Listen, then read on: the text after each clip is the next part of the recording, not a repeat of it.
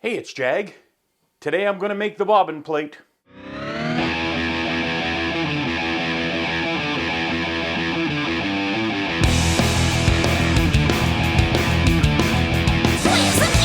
Yeah. Off camera, I added one more thing to this circle cutting jig that I made the other day. And that was to put a piece of wood here to act as a stop, so that when I put this on the bandsaw, it will stop at the same spot every time I push it in, so that I know my diameters will be accurate. I also took the nail out and drilled an 1/8 inch hole, and I'll use an 1/8 inch drill bit to pivot the piece on. So I've got a 12 inch by 12 inch square piece of acrylic black, which is what we need for the winder. I have stuck the full-size cutting template onto it, and I'm just going to rough cut this square and then trim the corners off just to make it easier to make the circle.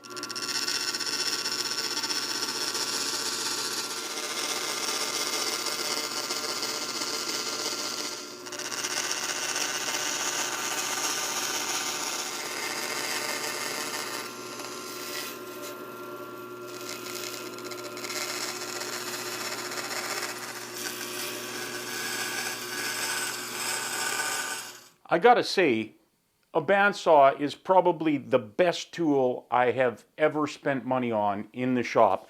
I would rather have my bandsaw than my table saw. It just makes cutting things so easy with a good bandsaw. Speaking of cutting things, the acrylic has a very, very faint smell like bubblegum. Now I want bubblegum. I'm gonna put the Circle Jig on, load in the template, and we're going to cut the bobbin plate.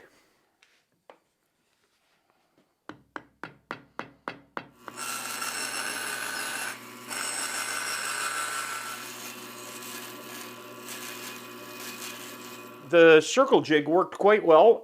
It's a little bit rough on the edges. I'm going to break out my sander and just fine tune the edges, make them nice and smooth.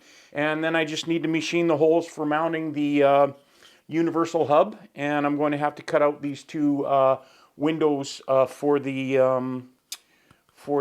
counter mechanism. Well, another quick and dirty jig. The template is a little bit out of round, kind of up at the top here, and then back as it gets around here. So basically from here to here, it's a little bit wider than the rest of the template. So I jigged this up so that the template is not quite touching at its thinnest spot. And then I'm just going to work this around to sand the other edges and eventually get this as close to round as possible.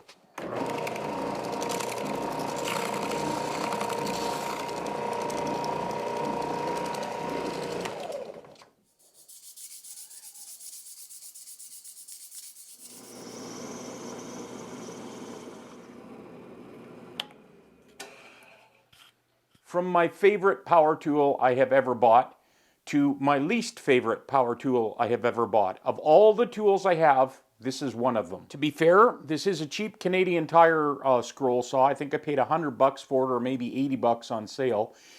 It's not that great, and also to be fair, I probably don't have the best technique for using a scroll saw. I don't know anything about tensioning the blade, whether I have it too taut or too loose. And I don't use it often enough to bother. I just break blades, put another one on, and keep going.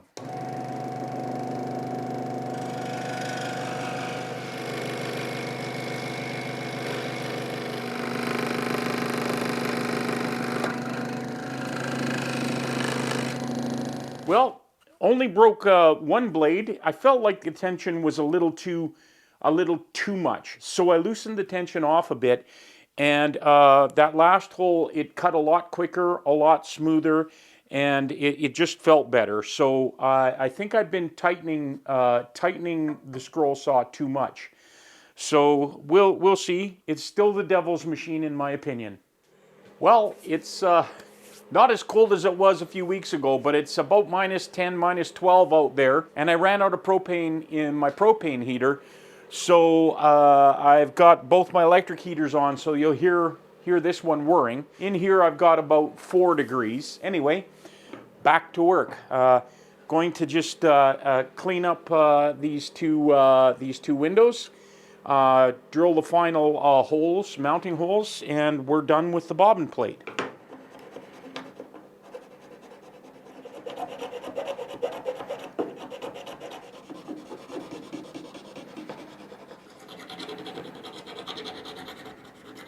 That's the little windows for the counter sensor. I just have to make 4 holes for the mounting screws for the hub and countersink those and make sure we got a fit, and we're done with the plating.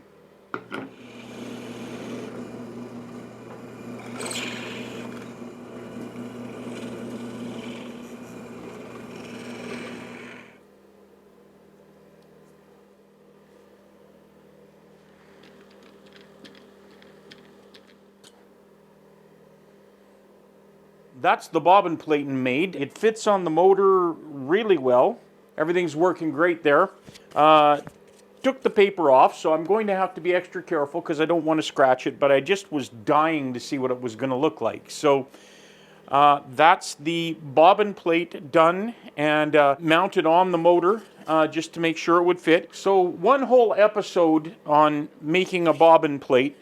I guess it takes as long as it takes. I'm going to call it quits on this one.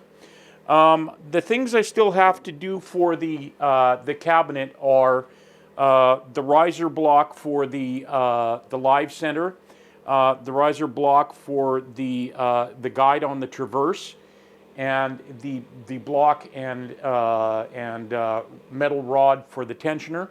I also have a few mounting clamps to make. I'm not going to do any of that for a while yet. Next episode, I'm going to see how far I can get actually starting putting the actual winder together. All of those little parts I need to make, the riser blocks and all of that, they have to sort of fit precisely, especially the live center. So I don't want to just sort of cut that stuff ahead of time, hope it works, and then find out I have to redo it. So next episode, we will be in the electronics shop. We will start putting this together, and we'll see how far we get. So like always, thanks for watching. Like and subscribe. Please check out my band One Soul Thrust. As always, the links are in the description below. And until the next video, we'll see you.